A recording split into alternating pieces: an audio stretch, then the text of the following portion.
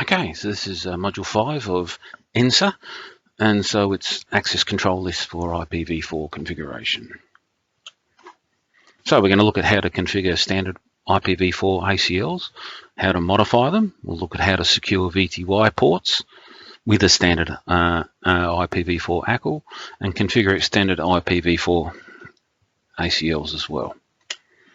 So, how do we configure the standard ones? So all access control lists must be planned. When configuring a complex ACL, it is suggested that you use a text editor and write out the specifics of the policy to be implemented. So, the security policy, that is. Add the iOS configuration commands to accomplish those tasks. Include remarks to document the ACL. Copy and paste those commands into the device. And always thoroughly test an ACL to ensure that it correctly applies the desired policy. So the command is access list and then the number. Now the number is important, and so because we're doing a standard IPv4 ACL, the number needs to be either between 1 and 99 or 1300 and 1999. And so, okay, so access list number, then you've got 3 actions: deny, permit, or remark. And so a remark is those comments that were spoken about earlier. And then you specify the source address, and then a wildcard mask, and then you can put the log option on the end, and that will actually put a command to the console every time that line is matched. And so, of course, the source address, of course, is you supply an IPv4 address, and then the wildcard mask will determine how much of that address it will match. And so we've already spoken about wildcard masks for OSPF, and so it's exactly the same thing. And so basically you put a 0 in the wildcard mask where you want the bits to match, and you put a 1 in the wildcard mask where you don't care if they match. And so to create a named standard access control list, you actually do the command IP access list standard and then give it a name. And so like the example down below, IP access list standard no access. And so that then actually puts you into a sub config mode instead of global config mode. And then all the commands you do in this mode apply to that one access list. And so of course with the previous version, all the lines that you wanted to be in the same list had to have the same access list number. So basically, you can actually specify a sequence number especially if you're editing a access list. And so, of course, you've got deny, permit, remark, and so on. So capitalizing ACL names is not required, but makes them stand out when viewing the running config. So it's sort of that's just the standard practice. It's not a rule.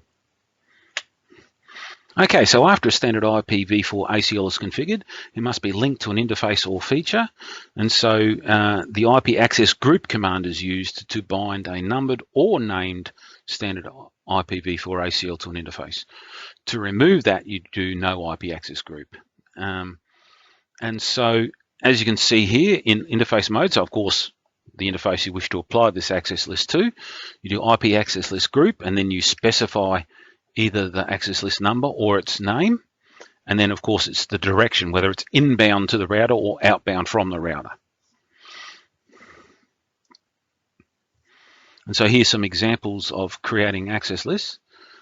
And so here we have one access list 10 remark.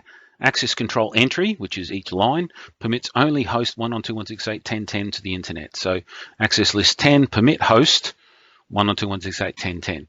And so this host word is actually in replacement, which I think was in the previous chapter, replaces 4 zeros as a wildcard mask saying. In other words, match all 32 bits, which means I want this particular host. And so you're permitting that host.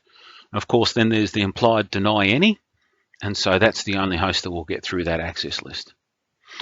All right. Now here, we've got a remark saying this access control entry permits all hosts in LAN 2. And so we've got access list 10, permit 192.168.20.0, and then the wildcard mask of 000.255. And so basically, first 24 bits must match, so the network address, and then of course the last 8 bits don't matter, and so we've got that as well. So as you can see, this one host from that subnet can go out, and all the hosts from that subnet can go out because they're all both in the same access list. And so that's the 2 lines.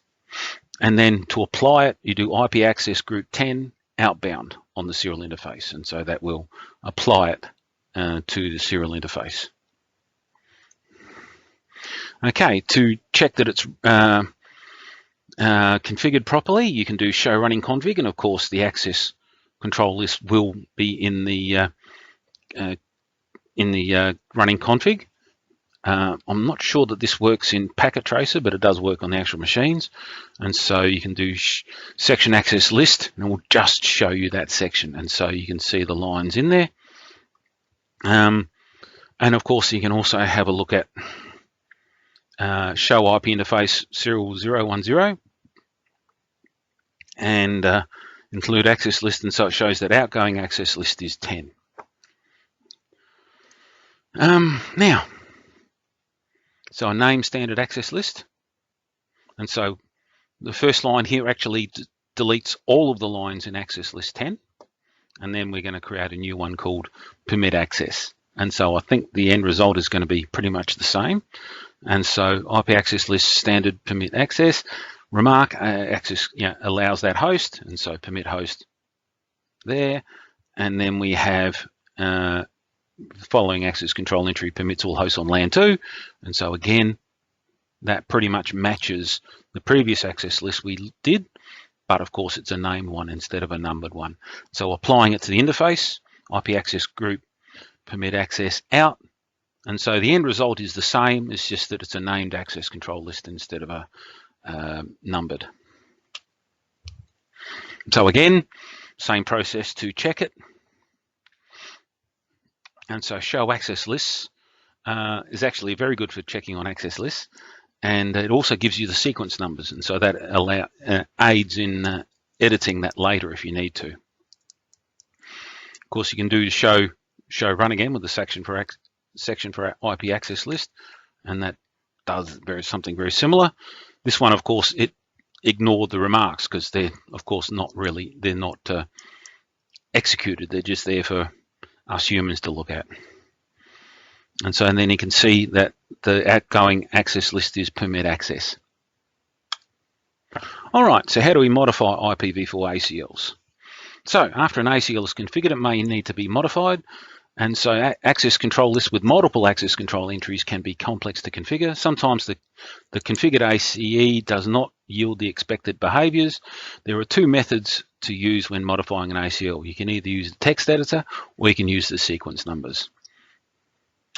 So using a text editor. ACLs with multiple access control entries should be created in a text editor. This allows you to plan the required access control entries, create it, and then paste it into the router interface. It also simplifies the task to edit and fix an ACL. And so what you can do is do a show running config and then copy the access control list lines from the running config into your text editor, make your necessary edits or changes, and then basically you just need to, so obviously we're configuring or modifying access list 1. So the first line you do is no access list 1. That deletes all of it, and then you can paste in the new version of it. And so here there was a typo, and so they had to fix it. And so that got rid of the old one, and just put in the new modified correct one. Okay, so you can also edit access control entries within the command line. And so basically you can do IP access list standard 1. And so that's editing a numbered access list in the named access control list mode, basically. And so, of course, first thing you should have done, of course, was do show access lists. And so this is the line 10 here is the line with the problem. And so the first thing you do is no 10. That will actually delete that entry. And then you do a new 10, deny host such and such. And then that will have taken away the old erroneous line and added in the new line. Okay, named ACLs can also use sequence numbers to delete and add access control entries. And so what are we doing here? So we're actually adding in line 15. And so what we want there, of course, you'll notice when you do show access lists, normally the spacing is 10, then 20, then 30. So space of 10. Of course, that gives you space that you can actually add access control entries in the middle. And so here we're adding in line 15, deny 192.168.10.5. And so that, of course, needed to be before the one that permitted the entire subnet. So that's why it had to be inserted in. And so from there, yeah, all good. Now, show access lists. Command in example shows statistics for each statement that has been matched. And so as you can see here in brackets, you can see that line 10 has had 20 matches and line 20 has had 64 matches. And so you can actually clear the access list counters. So once you modify it, you might want to do that. Now, you can see the note here. It says the implied deny any statement does not display any statistics to track how many implicit denied packets have been matched. You can just put your own deny any in. And so, of course, that's your line, and then it will actually then tell you how many times that matches. And so that is often a useful thing to be able to track. And so a lot of people actually do put in their own deny any. Won't change the speed of processing at all. It's just that it's doing your line instead of the implied line. Okay, so securing a VTY port with a standard ACL. This is actually very cool. So a standard ACL can secure remote administrative access to a device using VTY lines by implementing the following two steps. You can create an ACL to identify which administrative hosts should be allowed remote access, apply the ACL to an incoming traffic on all VTY lines.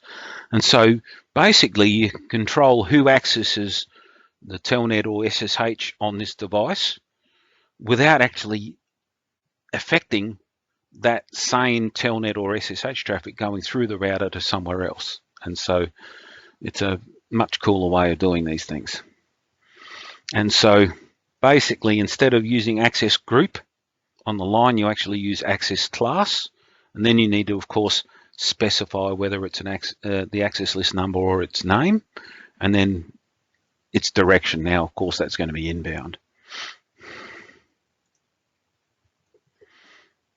So this example demonstrates how to configure an ACL to filter VTY traffic. So first, a local database entry for the user admin and password class is configured. The VTY lines in R1 are configured to use that local database for authentication, permit SSH traffic, and use the admin host ACL to restrict traffic. So we've got username admin and secret class, IP access list standard admin host. So, and the comment is this ACL secures incoming VTY lines. And so permit 192.168.10.10. Now, if you don't supply a wildcard mask at all, iOS assumes it's going to be a host entry.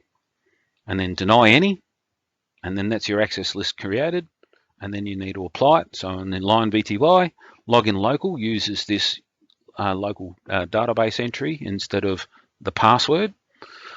And then access class admin host inbound, and that has both allowed SSH to, it's telnet, to be able to be used, and you can control exactly who can connect using telnet. Okay, so how do we verify that it's secured? After an ACL to restrict access to the VT lines is configured, it is important to verify it works as expected, and show you can do show access lists, and then the match in the permit line of the output is a result of successful SSH connection by host 192.168.10.10. The match in the deny statement is due to a failed attempt to create an SSH connection from some other device. And so successful here, unsuccessful there. They're saying SSH, but the only protocol permitted in the previous page was telnet. But anyway, configure extended IPv4 ACLs. So again, you can do numbered or you can do named. Now, of course, the advantage of extended ACLs is they're a lot more granular. They give you a lot more control. So they can filter on source address or destination address and or protocol and or port numbers. And so you can actually specify what protocol and what port numbers, and or even with ICMP, what kinds of packets. And so, as I said, these are the numbered or named, and they're very consistent with what we talked about with standard. Okay, so with access list 100 permit, this is basically gives us the list of all the protocols that are available. Now, the ones in yellow are the ones you'll probably use more often. IP, TCP, UDP, or ICMP are the ones we'll typically use more often. And so you can specify those. And so once you actually go to use a protocol, or a particular port number, access list 100 permit TCP any EQ, and then you can actually supply a number, as it says here, 0 through to 65535, or you can actually specify a particular protocol. And so there's the common ones again are highlighted, so domain for DNS, FTP or FTP data, POP3 or SMTP for mail, Telnet, SSH should be on that list there somewhere, but anyway, and of course there's www. And so again, you can use these words or you can use the port number. Sometimes, I think it depends on what version of iOS. If you use a port number, it will often translate it into the protocol word anyway. Okay, so extended ACLs configure on different port number and port name options. This example configures an extended ACL 100 to filter HTTP traffic. The first access control entry uses the www port name. The second uses the port number 80. Both access control entries achieve exactly the same result. And so, yeah, port 80 or www, it's the same thing. And so here, configuring the port number is required when there is not a specific protocol name listed, such as SSH, so you'd need to use port 22, or HTTPS, which is port 443. And so, yeah, if there isn't a name for it, you can use the port number. So in this example, the ACL permits both HTTP and HTTPS traffic from a particular source machine. Extended ACLs can be applied in various locations, however, they were commonly applied close to the source. So here, ACL 110 is applied inbound on the G000 interface. So we've got access list 110 permit, TCP, and so we've got a subnet number as a source address with that wildcard mask. That's why I've called it a subnet. This is the destination, so that's to any destination with a destination port number of 80 or www. And then the next one is, of course, the same host range are permitted, source address to any destination using 443, which of course is HTTPS. And then that's applied to the G000 interface inbound. And so because you can get very granular with the with extended IP ACLs, as close as possible to the source is more efficient. Now, the established keyword.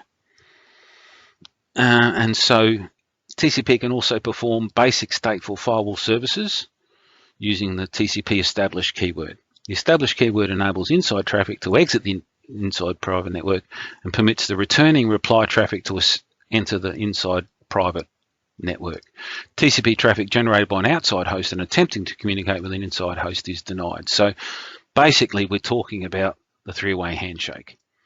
And so outbound, we would permit the SYN packet, but inbound we would actually deny the SYN packet, because normally it's a SYN-ACK packet that comes back as the first conversation from an outside host that's responding to an inside host.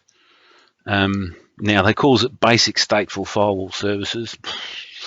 I think they're being very complimentary to themselves, but anyway, because it doesn't actually keep track of the state of conversations at all, but it just looks at whether this is a SYN packet or it's not, and it would normally it would deny an established, a SYN packet, a non-established conversation.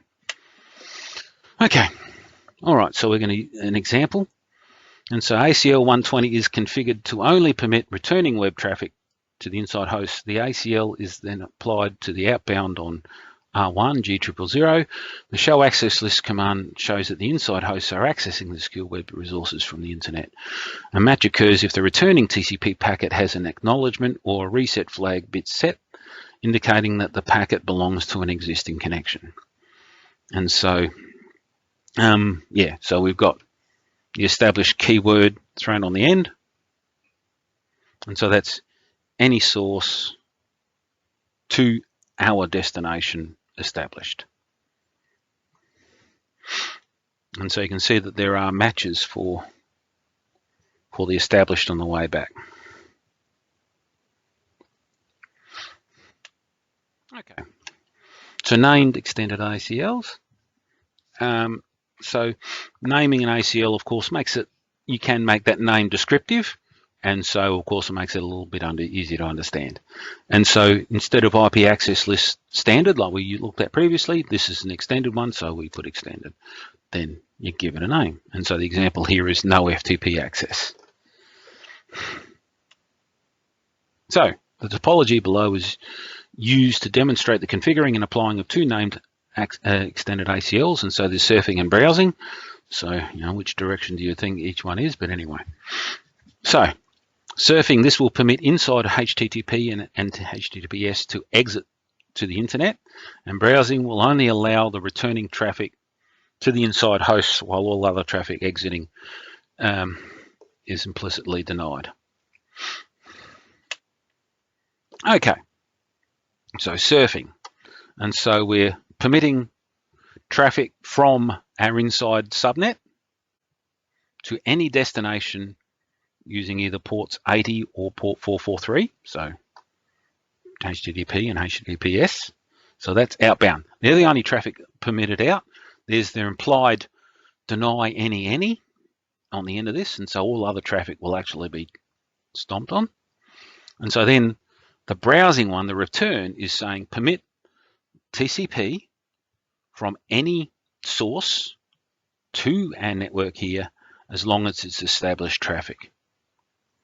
And so from there, of course, we apply those in surfing inbound and browsing outbound on the interface, and so then we can look at the matches.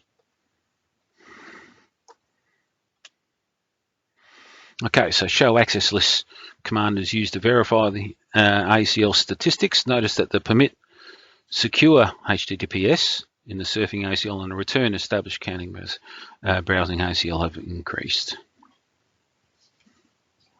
Except that I'm not seeing it at all here, but anyway.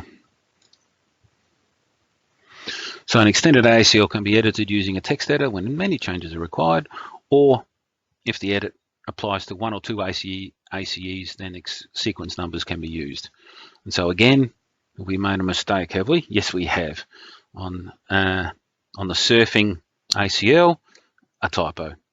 And so, of course, we want to delete line 10 and put in a new correct version of line 10. And so go into its mode, go no 10, and then put in a new 10, and all is good. So another example for an extended ACL. So we're going to permit PC1. This will only permit PC1 TCP access to the internet and deny all other hosts in the private network. And then the reply PC1, this will only permit specific returning TCP traffic to PC1, implicitly denying all other traffic. So how are we going to do this? All right, so on this host, and so I've got to remember, PC1 is 192.168.10.10. So we're allowing port 20 and 21, so that's FTP. 22 is SSH, 23 is Telnet, 53 is DNS, and the two web browsers, and then we're denying absolutely everything else. So one host can do everything, the other host can do nothing. Anyway, and then we've got this reply one where only established traffic can return to that host. And so then we, of course, apply the access list to the interface, and away we roll.